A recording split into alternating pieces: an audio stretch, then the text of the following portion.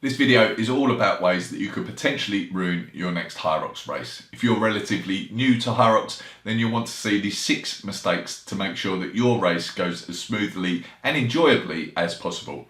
I'm Greg from HYROXLife.com. If you're not already, please remember to subscribe to our channel so we can keep you up to date with all the latest HYROX tips and news. And if you need help with your training or your nutrition for your next HYROX event, then check out our website. Okay, let's get started. The first possible way that you can ruin your next HYROX race is by starting out too fast. It's easy to get caught up in the excitement of the race, but pacing yourself is so important.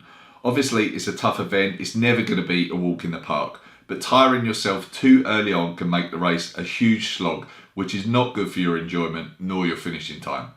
You can check out our How to Pace Your Running video on our YouTube channel for more info on pacing your running during the event. But remember that it's not only the running where you need to pace yourself. Going faster than necessary on the ski, for example, can use up a lot of energy for very little time saving. And pushing yourself too fast on the second station, which is the sled push, can ruin your legs for the rest of the race. Number 2, wrong footwear. Another great way to ruin your next HYROX is by wearing the wrong footwear. A lot of athletes have been known to go into the event thinking of it as a CrossFit competition and so wear CrossFit shoes, but that's a big mistake. There's over 8 kilometers of running in a HYROX and CrossFit shoes aren't designed for that. Ideally, you need something that is comfortable and effective to run in, has good grip on the bottom and which your heel won't slip out of when pushing a heavy sled.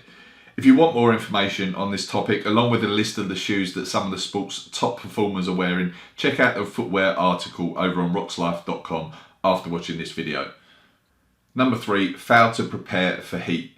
One thing that can make HYROX particularly tough is how hot it can get inside a venue, especially once your race is underway and you're surrounded by hundreds of other people in a busy indoor environment.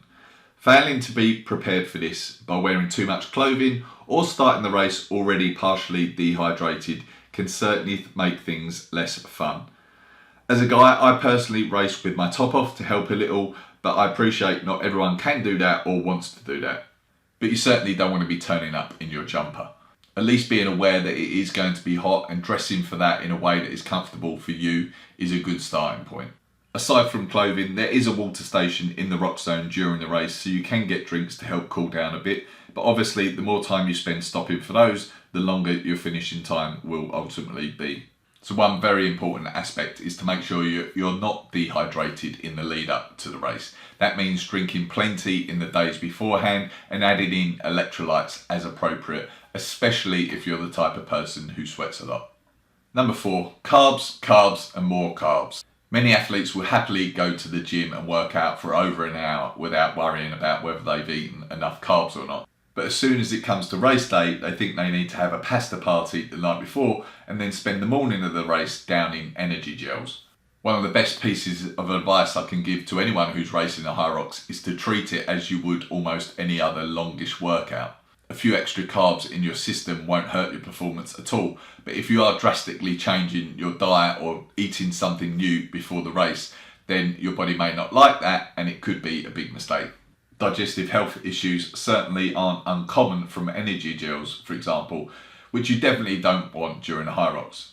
Therefore, make sure you've tested out well in advance anything that you are going to consume before the race so that it doesn't end up ruining your event. Number 5, ignore the rule book. Maybe you figure it's not worth reading a boring rule book as it's just a simple fitness event after all. On YouTube to know that you don't need to watch the athlete briefing video once it comes out. Think again. Failing to properly understand the rules and movement standards can very quickly ruin your race. They're there to help you and to help standardise the competition. If you get your movement standards wrong, you'll be penalised by the judges and won't be able to practice the right movements in your training sessions beforehand. It can very easily turn what should be a fun event into a real frustration.